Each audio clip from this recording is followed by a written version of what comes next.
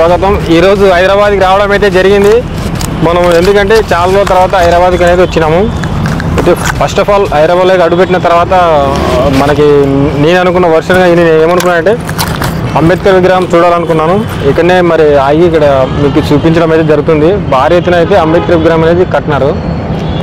కల్వకుంట్ల చంద్రశేఖరరావు తెలంగాణ రాష్ట్రానికి మరి ఇంత పెద్ద భారీ విగ్రహం అనేది నిర్మించడం అనేది చాలా వండర్ఫుల్ ఇదో నాకైతే కనబడుతుంది.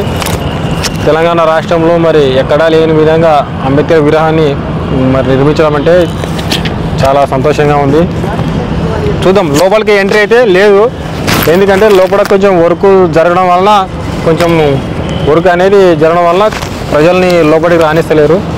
లేకుంటే కన్నా మనకి విజువల్ మంచిగా షూట్ చేసి ఎట్లా ఉంది ఏం కథ ఏమేమి పెట్టినారు లోపల అంబేద్కర్ విగ్రహం పైన అయితే నిర్మించినారు. భారత రాజ్యాంగంలో మరి పొందుపరిచిన విషయాలు ఏమేమి ఉన్నావని కింద ఏమన్నా పెట్టినారా లేదా అనేది మనం తెలుసుకునే ప్రయత్నం అయితే చేస్తుంటుంది. మరి ఇప్పుడు ఎంట్రీ లేదు, అక్కడైతే లేదు. ఇప్పుడు మరి ఇక్కడ సెక్రటరీ కానీ వాళ్ళందరూ కానీ ఉన్నారు చాలామంది. మనకి ఈ సైడ్ కొంచెం బెటర్గా వస్తుంది కాబట్టి ఈ సైడ్ తీసుకొని వీడియో జరుగుతుంది. ఓకే ఫ్రెండ్స్, ఓకే అన్న, థ్యాంక్ యూ. లోపల పని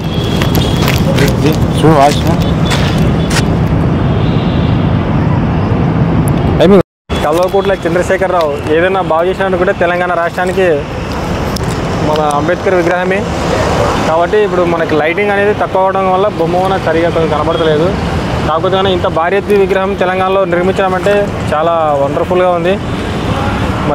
మీకు ఈ విగ్రహాన్ని లోపలికి అనుమతి అయితే ఈరోజు ఏమో వర్క్ జరగడం వలన ఇక్కడ అనుమతి అయితే లోపలికైతే ఇవ్వడం అయితే జరగలేదు. చూద్దాం ఎంతవరకు వస్తుందో అని వేచి చూద్దాం. ఇదే కాకుండా సచివాలయం చూద్దాం, ప్రగతి భవన్ చూద్దాం. ఇంకా ఇవన్నీ ఈరోజు ఈ వీడియోలో చూపించడం జరుగుతుంది. అద్భుతమైన కట్టడాలను కూడా మీకు ఈ వీడియోలో చూపించడం అయితే జరుగుతుంది. ఓకేనా ఫ్రెండ్స్, మీరు కానీ నచ్చితే లైక్ చేయండి, షేర్ చేయండి. ఆపనా చూద్దాం. కనబడుతుంది.